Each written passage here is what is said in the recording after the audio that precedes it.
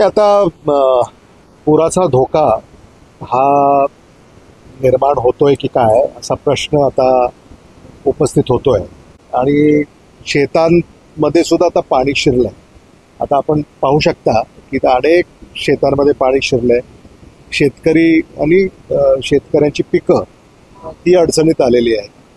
भुसणी या गावचे एक ग्रामस्थ आणि शेतकरी शेतामध्ये पाणी शिरलं या कारणावरनं त्यांनी फाशी घेतली असं आता वृत्त आम्हाला समजते. अत्यंत दुर्दैवी आहे की शेतकऱ्याला आपल्या जीवनाचा अंत असा करावा लागतोय. मला असं वाटतं की प्रशासनाला आम्ही विनंती सूचना या केलेल्या आहेत की पूर व्यवस्थापन या संदर्भामध्ये त्यांनी थोडीशी काळजी घ्यायला हवी.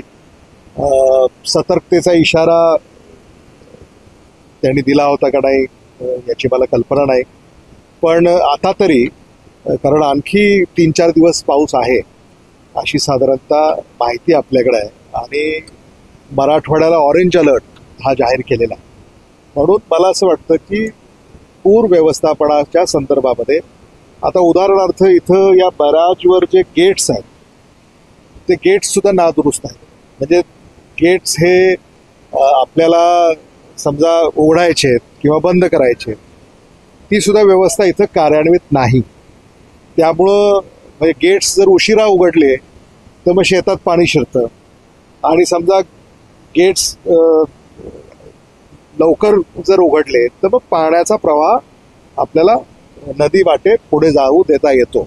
या व्यवस्थापनाच्या संदर्भामध्ये सुद्धा प्रश्नचिन्ह इथल्या ग्रामस्थांनी उपस्थित केलेले आहेत आणि म्हणून मी अधिकाऱ्यांना ही विनंती केली आहे.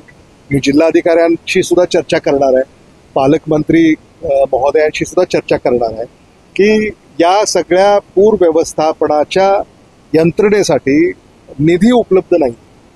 पावसाळ्याआधी सुद्धा आम्ही या सूचना केल्या होत्या, पण निधी उपलब्ध न झाल्यामुळे ही कामे वेळेत झाली नाहीत.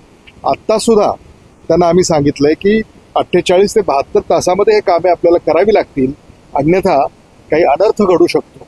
आणि म्हणून शासनाला माझी अशी विनंती आहे की या कामांसाठी त्यांनी आकस्मिक निधी यातून सुद्धा जर यांना मदत करता आली तर ती केली पाहिजे.